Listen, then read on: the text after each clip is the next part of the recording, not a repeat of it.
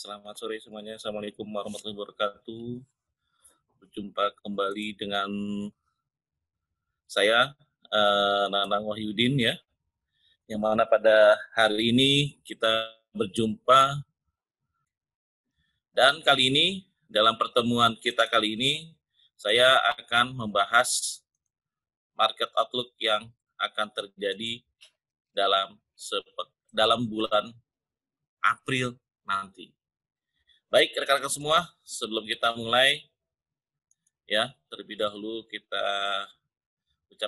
saya ucapkan banyak terima kasih atas kesediaannya, kehadirannya para peserta yang hadir pada hari ini, tepatnya di hari Minggu, yang meluangkan waktunya. Saya ucapkan banyak terima kasih, yang mana pada waktu hari ini adalah hari Minggu, waktu bersama keluarga, dan rekan-rekan semua yang hadir, Bapak Ibu sekalian, dimanapun berada, saya ucapkan banyak terima kasih, dan meluangkan waktu untuk pertemuan kita hari ini tidak lepas, semoga kita menjadi sebuah pertemuan yang bermanfaat, nilai kita untuk bermanfaat dalam artian bisa menjadi sebuah pengenalan kita dalam bertransaksi di pasar mata uang, saham maupun komoditi, dan juga kita bisa melihat potensi-potensi yang ada, industri-industri investasi di manapun berada, dan salah satunya adalah di pasar bursa berjangka ataupun futures di Valburi ini. Dan proyeksi yang terjadi pada bulan Maret ya, yang bulan lalu kita melihat pergerakan dipengaruhi oleh stimulus Joe Biden, diimbangi dengan yang namanya yield obligasi, dan kali ini bulan Maret sudah terlihat bahwa stimulus sudah keluar, tapi pasar masih dipengaruhi yang namanya yield obligasi, imbal hasil obligasi. Dan market outlook monthly bulan ini ataupun proyeksi di bulan April adalah dengan judul dilema yield. Nah, apa itu yield obligasi? Ya, mungkin Bapak Ibu semua ataupun rekan-rekan semua pernah mengetahui bahwa yield obligasi adalah imbal hasil obligasi pemerintahan di Amerika yang diperhitungkan dari nilai bunga ataupun coupon rate dibagi dengan harga pasar. Harga dan yield obligasi berubah-ubah, fluktuatif sesuai dengan supply dan demand di pasar obligasi Amerika. Nah, kadang para pelaku pasar ataupun investor dan pelaku trader juga di pasar keuangan global perlu mengetahui yield obligasi Amerika, khususnya tenor yang 10 tahun, yang belakangan ini menjadi sebuah perhatian, menjadi sebuah penggerak utama dari pergerakan yang namanya yield, dan berimbas pada pergerakan mata uang, komoditas, maupun di pasar saham. Nah, kenaikan dan penurunan yield obligasi ini berkorelasi positif dengan nilai tukar dolar. Kita menyebutnya greenback dengan kata lain. Dan merepresentasikan sentimen dari sebuah risiko pasar. Jadi, kenaikan dan penurunan yield obligasi ini memiliki korelasi positif dengan nilai tukar mata uang. Ya. Dan merepresentasikan sentimen risiko di pasar. Nah, kenapa bisa seperti itu? Kenapa perubahan yield obligasi pemerintah Amerika yang belakangan ini terjadi, dan awal mulanya itu ketika awal pandemi, tepatnya di bulan Januari ketika pandemi di China masuk di Wuhan, sudah mulai diserang global. Nah, ini sejak tahun yang lalu tepatnya Januari, fluktuasi dari yield obligasi ya menghantui dan mempengaruhi pergerakan dolar. Nah, ini dia. Poin pertama, ketika investor merasa optimis terhadap pertumbuhan ekonomi, dan ini yang terjadi di tahun 2021 setelah kepemimpinan Joe Biden terpilih ya, dan siap untuk melakukan yang namanya meluncurkan sebuah stimulus, berarti adanya proses ataupun upaya yang dilakukan oleh Joe Biden atau pemerintah Amerika untuk memulihkan ekonomi. Ya. Nah, ini yang menjadi perhatian pasar. Optimis terhadap pertumbuhan ekonomi, maka mereka tidak tertarik untuk membeli safe haven seperti obligasi. Oleh karenanya, harga akan menurun dan yield bakal meningkat. Mereka tidak akan membeli obligasi, tapi dia akan memburu yang namanya imbal hasil dari obligasi. Dan imbal dari atau yield obligasi ini akan meningkat. Kenaikan yield obligasi ini bakal mendorong nilai tukar dolar Amerika, yaitu bergerak strong atau menguat. Jadi korelasinya adalah ketika sebuah proses pertumbuhan ekonomi terjadi pasca terjadi sebuah rush ataupun sebuah terjadinya misalkan terjadinya sebuah ketidakstabilan ekonomi, kegoncangan ekonomi, faktor dari bencana alam, perang, ataupun kondisi politik, dan kondisi wabah yang terjadi seperti di tahun 2020, dan saat di tahun ini sedang adanya proses pemulihan ekonomi, dan market lebih memilih sebuah produk ataupun investasi yang dinilai aman, yaitu yield, imbal hasil dari pembelian dari obligasi.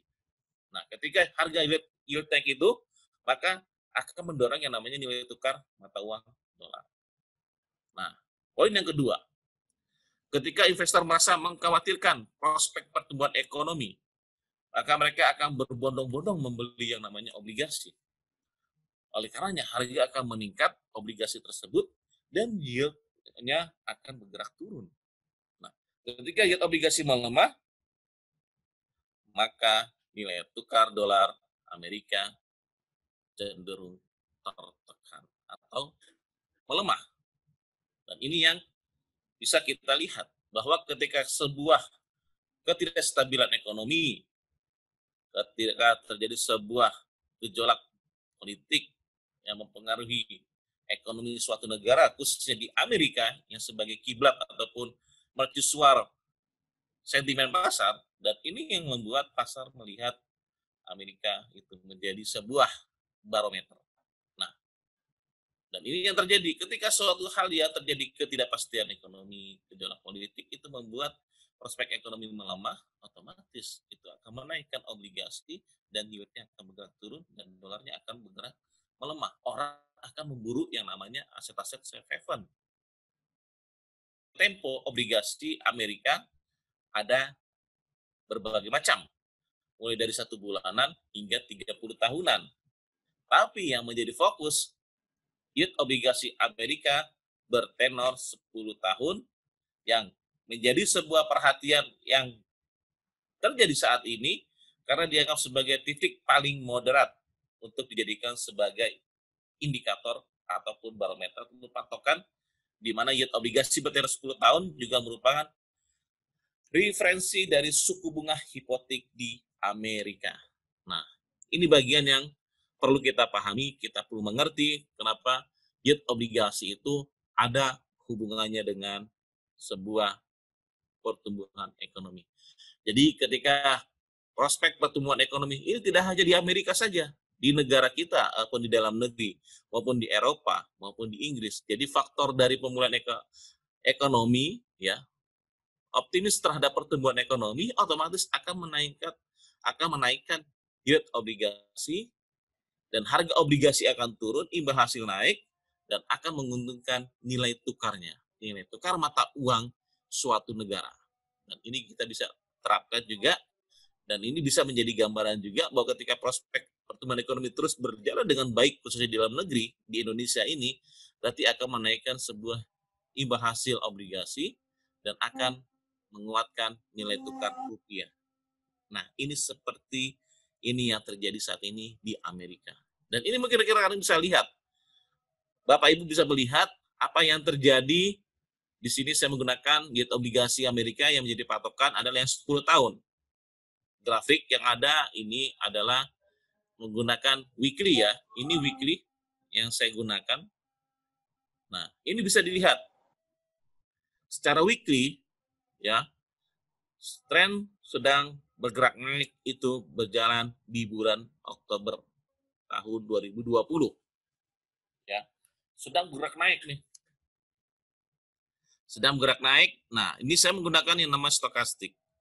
Dan ini saya menggunakan parameter support dan resisten untuk mengetahui batas sebuah kekuatan kekuatan resisten dan kekuatan support. Nah, secara weekly ini sudah terlihat dia tengah bergerak pada area 1.16 ataupun 17 sempat terjadi di pekan lalu. Ini lihat high yang terjadi di minggu ini, tepatnya di hari Kamis kemarin, ya. Ini sempat terjadi area 1,7%. Artinya apa? Dia dalam minggu ini dia sudah berada di area resisten. Potensi yang ada adalah mengejar 1.9 atau 1,9%.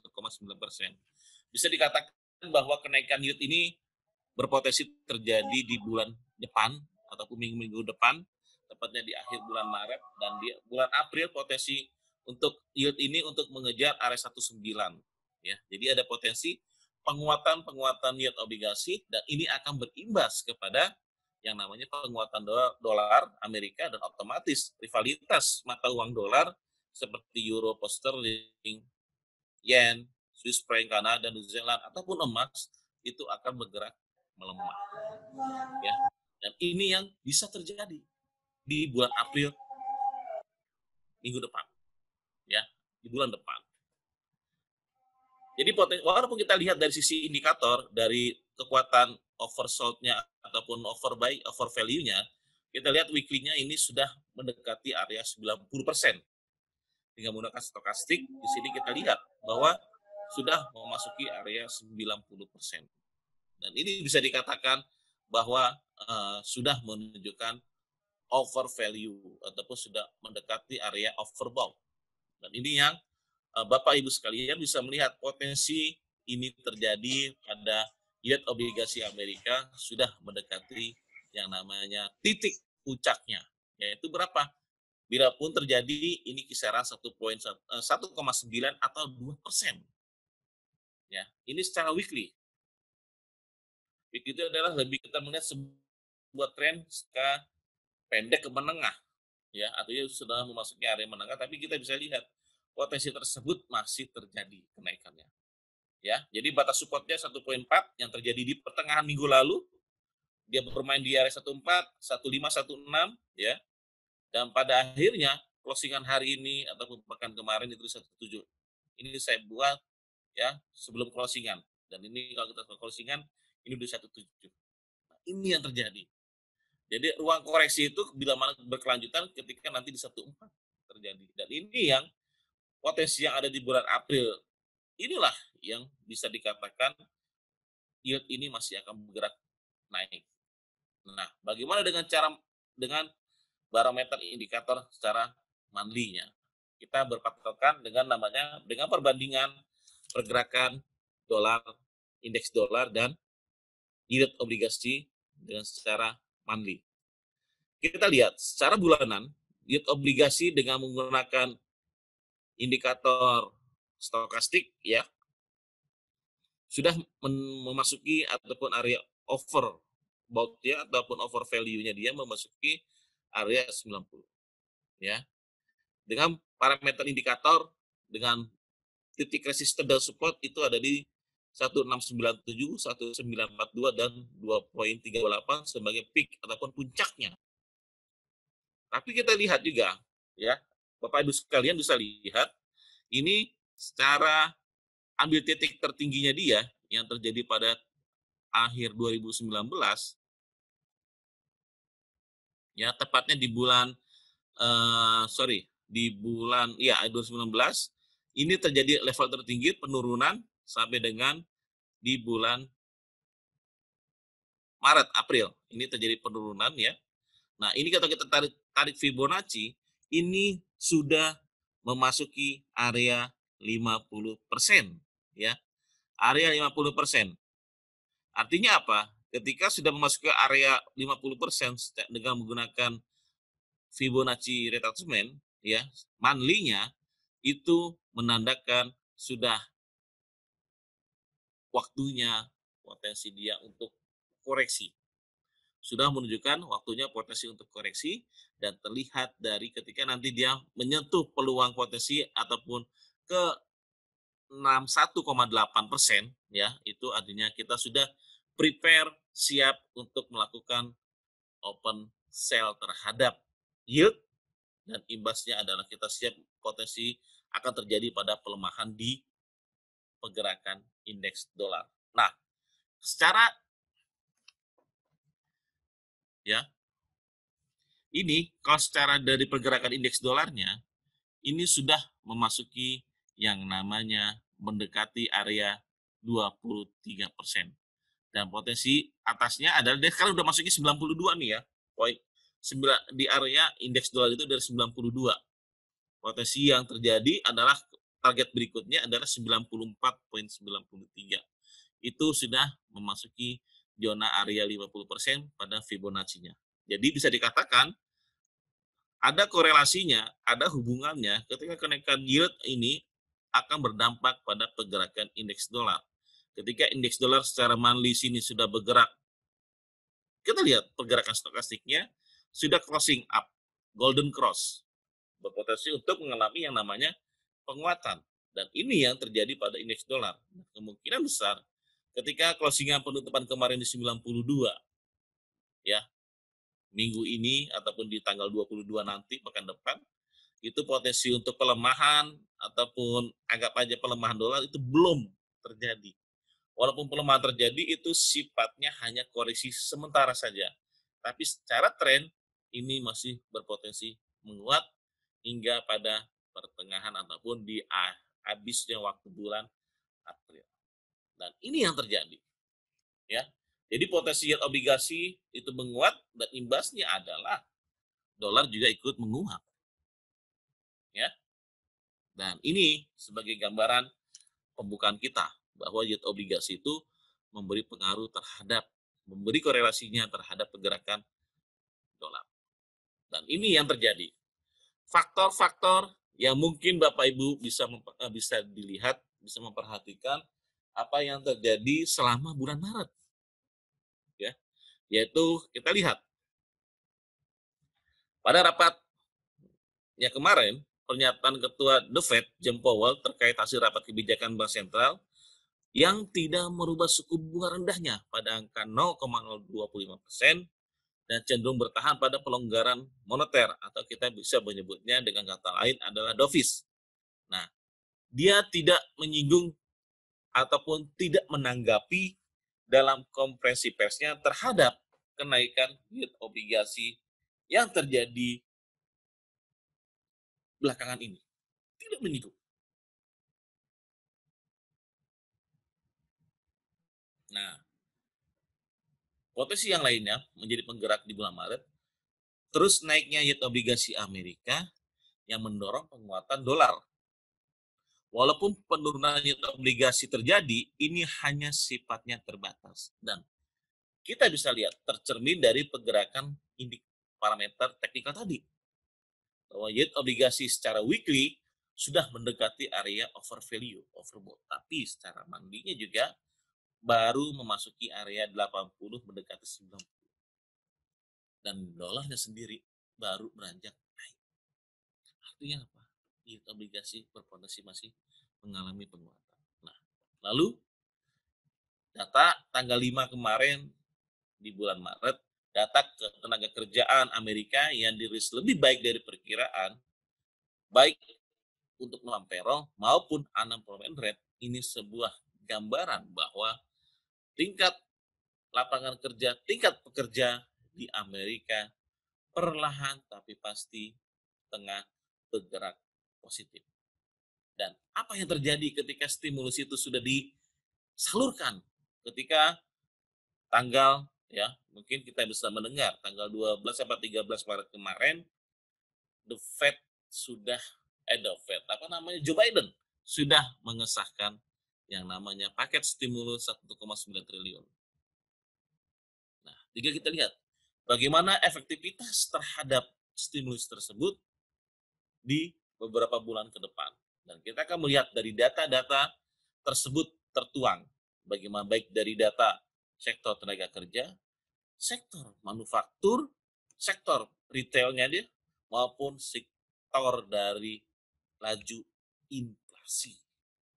Dan ini yang perlu kita perhatikan. Ketika pertumbuhan ekonomi meningkat di tengah pandemi, stimulus itu turun oleh Joe Biden, otomatis dengan stimulus yang cukup besar ini akan meningkatkan yang namanya inflasi. Ketika inflasi naik, otomatis sebuah upaya akan dilakukan oleh Bank Sentral Amerika untuk meredam laju inflasi.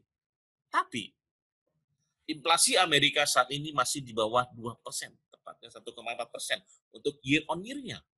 Tapi ketika nanti dia sudah mengangka pada angka target dia 2%, ketika nanti ada angka 2,4%, 2,5%, otomatis akan dilakukan sebuah tindakan yang dilakukan oleh dilakukan oleh Jerome Powell, ketua The Fed. Berupa apa?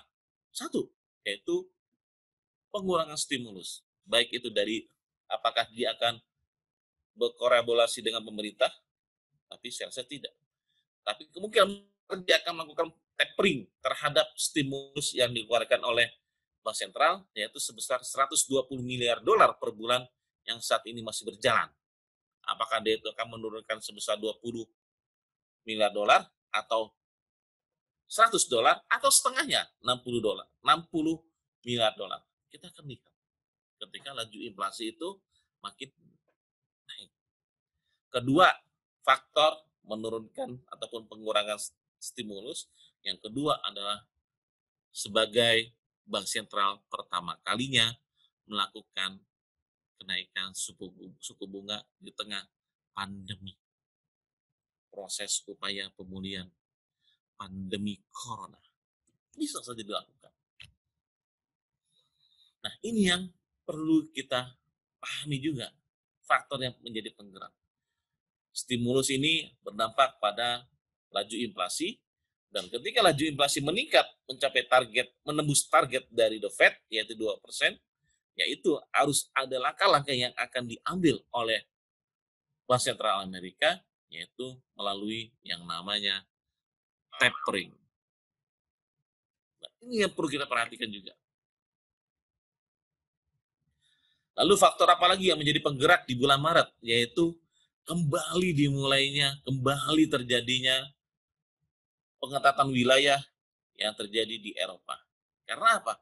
Kecemasan terhadap vaksin AstraZeneca yang digunakan di Uni Eropa. Ya, karena memiliki efek samping apa? Pembekuan darah. Dan ini yang menjadi kekhawatiran besar. Tapi dari pihak kesehatan dunia itu WHO tidak perlu khawatir. Ada beberapa faktor yang mungkin menjadi sebuah perhatian pasar bahwa tidak sepenuhnya itu benar. Vaksin tersebut memiliki efek samping yang ada. Bisa juga karena faktor dari si penerima vaksin yang tengah mengalami sesuatu hal dalam dirinya. Nah, ini yang perlu kita pahami juga. Italia, Prancis telah melakukan pengetatan wilayah atau lockdown ya di wilayahnya. Dan ini kemungkinan besar akan menjadi pengaruh beban bagi bergeraknya mata uang euro USD. Nah, lalu apa lagi? Apa yang terjadi selama bulan depan selain faktor sentimen tersebut? Lalu kita tidak luput juga faktor-faktor dari sisi fundamental indikator ekonomi yang akan dipublikasikan selama bulan April mendatang. Nah, saya sampaikan, saya lampirkan, saya perlihatkan di sini apa yang terjadi khususnya dari Amerika. Karena setelah Amerika, ini semua data hampir sama juga akan dipublikasikan oleh negara lain, baik itu Eropa, Inggris, Jepang, China, Australia, New Zealand, semua sama akan mempublikasikan data yang hampir sama semuanya. Ya, manufaktur PMI, import PPI, CPI maupun retail sales, semua akan dipublikasikan. Nah, kita lihat estimasi yang ada, data ISM tanggal 1 April mendatang itu sebelumnya 60,8 diproyeksikan mengalami kenaikan 61,2. Begitu juga angka November ya. November tanggal 2 April nanti itu diproyeksikan akan menembus angka 400.000, tepatnya diprediksi 440.000. Jadi apa nih? Di bulan Maret, bulan ini ternyata angka lapangan kerja di sektor pertanian, di luar sektor pertanian mengalami kenaikan. Begitupun terlihat dari angka unemployment rate. Mungkin Bapak Ibu yang baru bergabung ataupun yang sudah mendengar bertransaksi di pasar mata uang melihat bahwa unemployment rate Amerika itu di sebelum pandemi itu berada pada kisaran angka 4 dan angka 5 depannya. Tapi saat ini di angka 6. Proyeksi di bulan Maret itu mengalami penurunan dari 6,2% menjadi 6%. Ya. Dan ini kita lihat. Lalu ISM non manufacturing PMI 55,3 sebelumnya diproyeksikan menjadi 53,0. Ya. Kenapa turun, Pak? Maka stimulus ada. Oke, stimulus baru terrealisasi di pertengahan. Dan ini secara khusus ISM non manufaktur artinya apa? ISM non manufaktur ini artinya sektor jasa. Ya. Yang pertanggal 1 adalah sektor manufaktur. Tapi di sektor jasanya tanggal 5.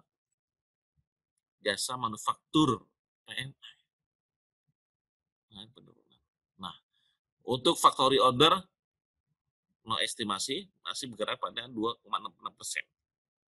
Lalu indeks harga produsen atau PPI untuk mantumannya bulan ke bulannya di bulan Maret itu ternyata bergerak negatif 0,4% dari sebelumnya 0,5%. Dan juga dengan PPI untuk intinya atau core itu inti dari PPI-nya juga mengalami penyusutan 0,1% dari 0,2%.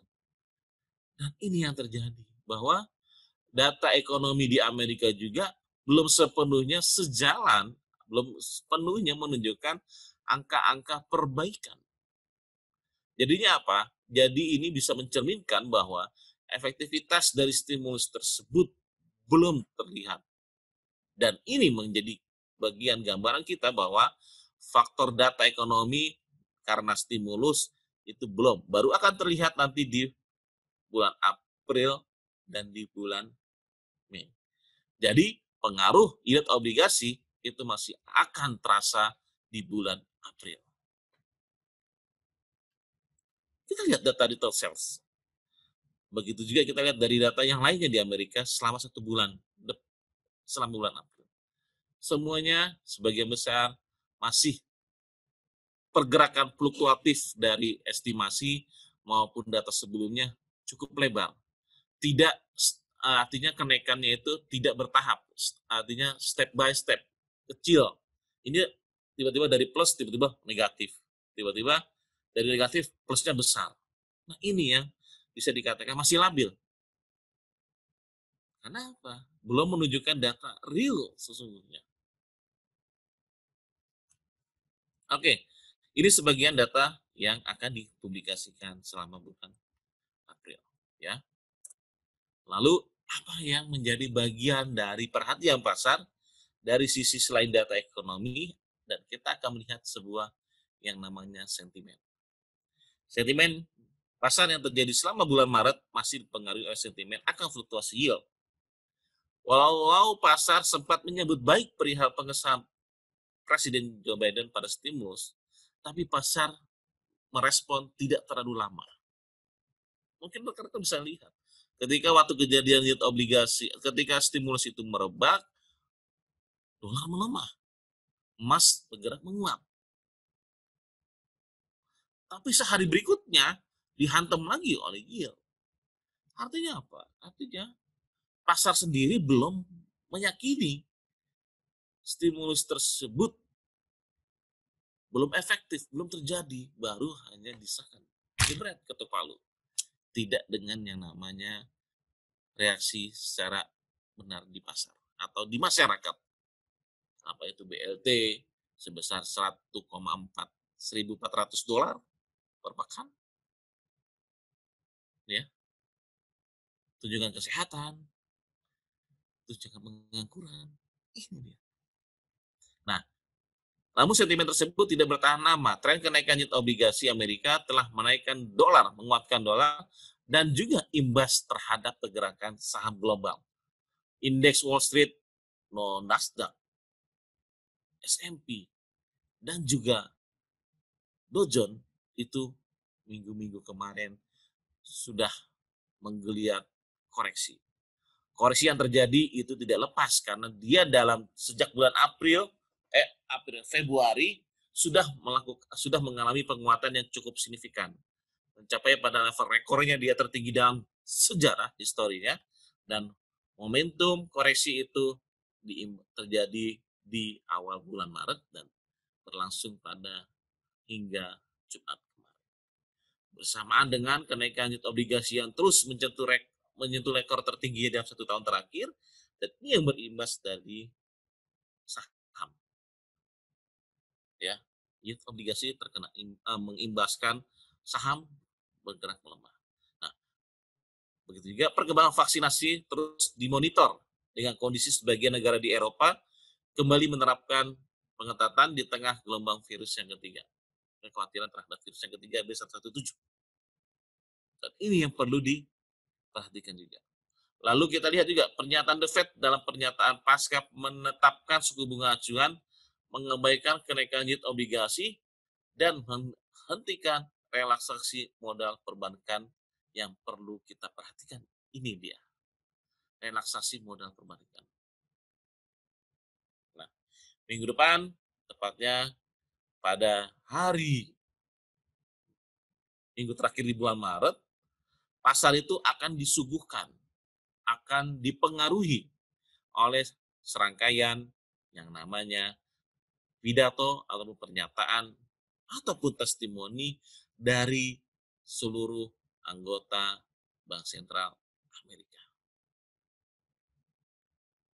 Ya, kenapa ramai? Tepatnya sejak hari Senin.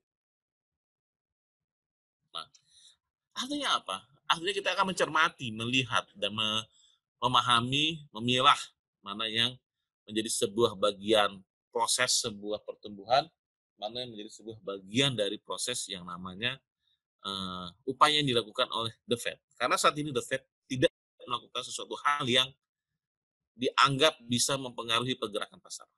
Itu intinya. Nah, pergerakan saham global diperkirakan akan tetap mengacu pada pergerakan indeks utama Wall Street. 3 indeks utama di Amerika bulan ini terpantau melemah, terkoreksi dari rekor karena imbas dari kenaikan yield obligasi dan keputusan The Fed yang tidak memperpanjang relaksasi modal perbankan. Artinya SLR, supplemental leverage ratio, itu di Amerika dihentikan. Artinya apa? Per 1 April nanti. Jadi perbankan itu memiliki, atau ini memungkinkan bank memiliki tingkat modal lebih sedikit ketimbang obligasi pemerintah yang dipegang oleh pemerintah. Nah, dalam pengumuman akhir minggu lalu, The Fed mengatakan akan mengizinkan perubahan rasio leverage tambahan berakhir pada 31 Maret. Nah, langkah awal ini diumumkan 1 April 2021, maaf ya, salah nulis, ini 2021, memungkinkan bank untuk mengecualikan treasury dan deposito. Nah, keputusan untuk melonggarkan persyaratan modal telah secara luas dipandang sebagai kunci untuk menenangkan pasar treasury yang bergejolak di hari-hari awal pandemi COVID. Dan ini yang menjadi bagian upaya. Mungkin ini sebagai sinyal. Ketika SLR ini dilonggarkan, otomatis nanti itu akan bisa mempengaruhi yield obligasi. Artinya apa? Kita bisa lihat, kita harus peka juga. Ketika sebuah statement pernyataan ini terjadi, dan kita tadi ulas di awal, gambar yield obligasi secara weekly sudah mendekati area peak-nya, area puncaknya. Artinya walaupun ada potensi penguatan secara bulanan, tapi dan juga kita lihat secara weekly-nya itu sudah memasuki area up-nya, mendekati area over value-nya. Dan ini bisa kita lihat yield obligasi perlahan mendekati area puncaknya, dan disitulah momentum kita untuk bisa melihat bahwa ruang koreksi yield obligasi mendekati titiknya. Ya, oke. Dan ini kita lihat. Jadi sebagai kesimpulan bahwa faktor yield obligasi itu masih mempengaruhi bulan April, dan data tenaga kerjaan Amerika itu akan menjadi perhatian tanggal 2 April nanti, dan lockdown yang terjadi di Eropa juga akan mempengaruhi sentimen khususnya di Eropa, dan juga vaksin AstraZeneca. Lalu kita lihat efek dari SLR, pengurangan dari supplementary leverage ratio, khususnya perbankan di Amerika. Dan ini adalah pergerakan indeks dolar. Ya, ini saya menggunakan weekly.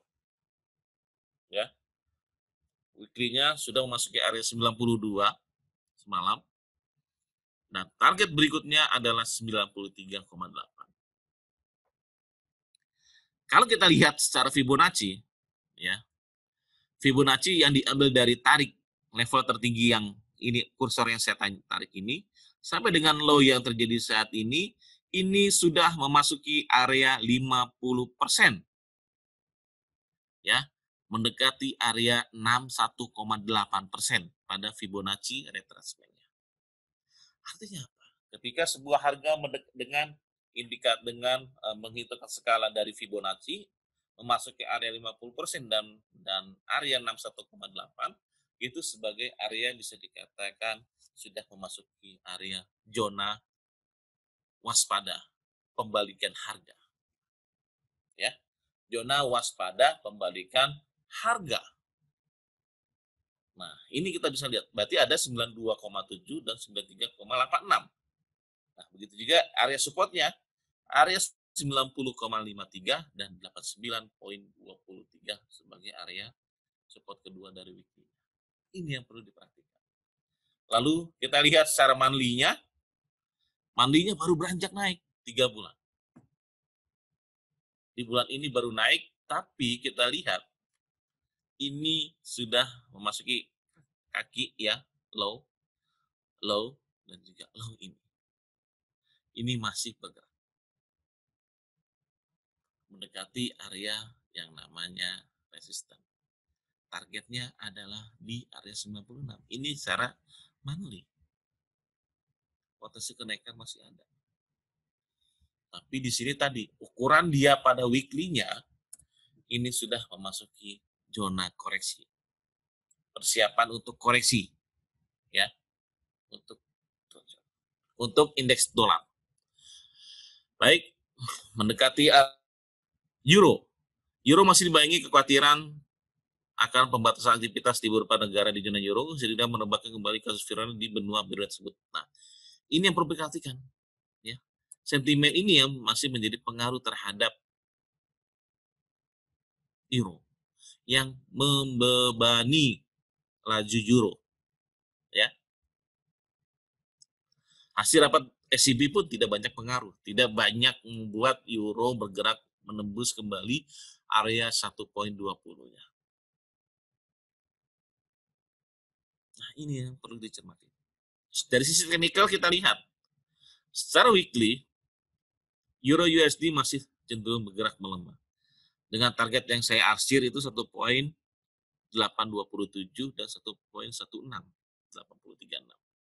Atasnya 1.2080 dan peaknya 1.22481. Dan ini yang perlu kita perhatikan, bahwa secara mingguan saja euro tengah menguji area kembali yang terjadi pada bulan Maret kemarin, tepatnya minggu yang lalu, adalah di 1.8. Jadi pelemahan euro itu masih bisa terjadi. Masih bisa terjadi. Dan ini kita lihat secara monthly-nya. Monthly-nya dia akan menguji yang namanya area 1.1657 menjadi bagian sebuah area bottom pada area moving 13. Dan stokastiknya pun bergerak menurun. Potensi terdekat dia mengejar sama 1.18 dengan area keduanya untuk koreksi di 1.165.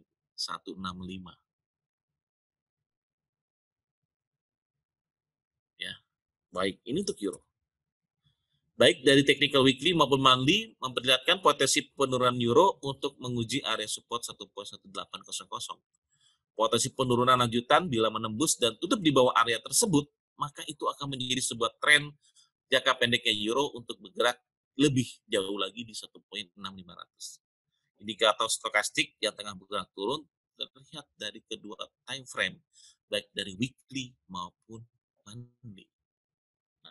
Namun yang membatasi penurunan lebih lanjut adalah moving average yang belum adanya crossing pada weekly. Ini dia. Belum terjadi crossing pada weekly-nya. Ya. Ini kalau sudah crossing ya udah nih. Bisa mengejar area MA 100, 1.14. Ya. Nah, ini gambaran dari euro. Nah, ini proyeksi dari R3 sampai R1, pivot dan S1 sampai dengan S3-nya untuk di bulan April. Nah, selanjutnya untuk pound sterling. Tren pound sterling masih menguat. Ya. Kita bisa lihat dari targetnya dia 1.37 belum ditembus. Atasnya 42 peak-nya koreksi. Dan kita lihat area 1.34 ya. 3534 pada area di bawah moving 13 dan 26. Ya, ini dia. Stokastik sudah memasuki area 50%, mendekati penurunan 50%, dan MACD-nya masih di zona positif. Artinya apa? Ini belum sepenuhnya pound sterling mengalami pelemahan. Tinggal menunggu konfirmasi 1.3757 ataupun 3760 lah dibikin di level area tersebut untuk mengkonfirmasi penurunan lebih jauh lagi. Baik, ya. Selanjutnya ini adalah monthly-nya. Monthly malah baru mulai dari lihat stokastik. Tapi kita lihat dari trendline. Pola trendline ini masih tertahan pada area monthly-nya ya. Ini sebagai tren jangka panjangnya dia. Area atap 1.42, bawahnya 35. Artinya apa?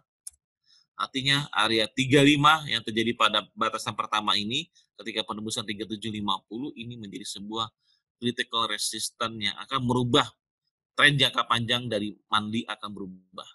Artinya di area sini. Ini dia. Tapi stokastik MACD masih di area positif. Tapi kalau saya lihat pola ini yang terjadi, pound sterling secara monthly ini masih up, masih naik. Ini terlihat dari pola tren yang terjadi ini. Ini hanya koreksi terbatas. Oke, intinya bulan ini pound sterling, artinya tahun ini pound sterling masih bisa untuk back to 1.5. Kita lihat di akhir tahun ini. 1.4, 1.5. Nah, tren penguatan GBP masih bertahan, di mana potensi koreksi baru terlihat ketika adanya penembusan 1.37600. Di mana ruangan koreksi lebih dalam terjadi bila penembusan dan penutupan di area tersebut akan memaksa GBP untuk bergerak melemah hingga ke level 1.34600. Jadi ada 40 pip, 400 pip bila mana terjadi koreksi dan penembusan 37600. Siap-siap. Ya. Nah, kebijakan dalam negeri yang belum menunjukkan hal yang penting baik dari sisi kebijakan fiskal maupun moneter membuat GDP berada pada trek penguatan ya. Jadi dia masih diuntungkan oleh kebijakan dari Brexit yang lalu dan juga masih bertahan pada bisa dikatakan efektivitas vaksinasi yang dilakukan oleh pemerintah yang begitu cepat di Inggris dan yang membuat proses pemulihan itu akan kita lihat dari data-data ekonomi. Ini yang bisa menjadi gambaran kenapa pound sterling bertahan pada trennya penguatannya. Ini yang menarik. Hai, ini weekly dari emas. Weekly dari emas sudah crossing up. Golden cross, ya, potensi penurunan, potensi koreksi di 1670 menjadi sebuah bagian dari sebuah critical pembalikan harga yang terjadi di minggu yang lalu. Gejala penguatan rebound dari emas terlihat ketika pair euro dolar pound sterling ataupun yang lainnya kemarin bergerak melemah, tapi emas bergerak bertahan di closing di 1740. Hal yang cukup baik. Dari weekly-nya ini sedang menunggu nih. Berarti tinggal menunggu minggu depan. Closingan monthly dari Maret yaitu 1759. Arsir pada trendline yang biru. Konfirmasi closingan di atas area tersebut udah back to 18 dan next 1840. Tapi kita lihat dari weekly-nya. Monthly-nya. Monthly-nya dia ternyata benar apa adanya, ya. Tertahan pada area 1.69, terjadi kaki di sini. Dan Fibonacci-nya ternyata belum ditembus. Artinya di area 1.1640, belum mencapai area 50% ataupun moving yang ada di moving 26. Stokastiknya masih bergerak. Jadi tekanan terhadap XAU di bawah sejak berada di level testing area 1676 8 Maret lalu. Penembusan area tersebut, penutupan area tersebut menambah konfirmasi bahwa peluang penurunan lebih lanjut emas secara medium term ke area 1611. Tren jangka panjang penutupan di bawah area 1611 akan ke 1415, cukup panjang. Nah, peluang buy on weakness berada di area 1660, 1680 bila ini terjadi lagi. Sebaliknya penutupan di atas 1759 yang tadi saya sampaikan dari chart ini, ya, menjadi sinyal pembalikan harga untuk kembali bergerak dan menguji back to 18 dan 1843. Apalagi kalau sudah penutupan di atas 1843, mengkonfirmasi kenaikan lanjutan ke 1900. Nah, ini momentum yang terjadi rapat kebijakan yang akan diselenggarakan selama belum di April saat nulis saya, April 2021. Tepatnya pada tanggal 6 April RBA, Selandia Baru tanggal 14, 21 Kanada, 22 Eropa, ya, dan BOJ tanggal 28. Baik. Dan ini yang menjadi sebuah kesimpulan. Pasar di bulan April bergerak akan fluktuatif lebih besar bila dibandingkan dengan peringkat sebelumnya. Dengan adanya kejelasan soal stimulus Joe Biden akan memberi sentimen positif pada pasar dan akan kembalinya perburuan atas aset berisiko. Saham-saham yang sempat terkoreksi diperkirakan akan kembali berbalik menguat seiring dengan sambutan tahun fiskal 2021, yaitu di bulan Maret dan April, yang perlahan tapi pasti sudah menunjukkan arah pemulihan ekonomi di tengah pandemi. Vaksinasi global yang serentak sudah dijalankan dan pengurangan lockdown di beberapa wilayah negara. Waspadai pembalikan harga komoditas, khususnya emas yang kemungkinan akan menyambut baik atas bagaimana efektivitas hasil dari stimulus Joe Biden yang sudah berjalan ini di warga Amerika. Sektor tenaga kerja, publikasi, penjualan retail, keyakinan konsumen, pertumbuhan ekonomi, dan manufaktur akan terjadi di bulan April pada data ekonomi. Kebijakan The Fed yang pelonggaran rasio hutang perbankan atau CR akan memberi pengaruh terhadap pergerakan. Demikian penjelasan dari saya.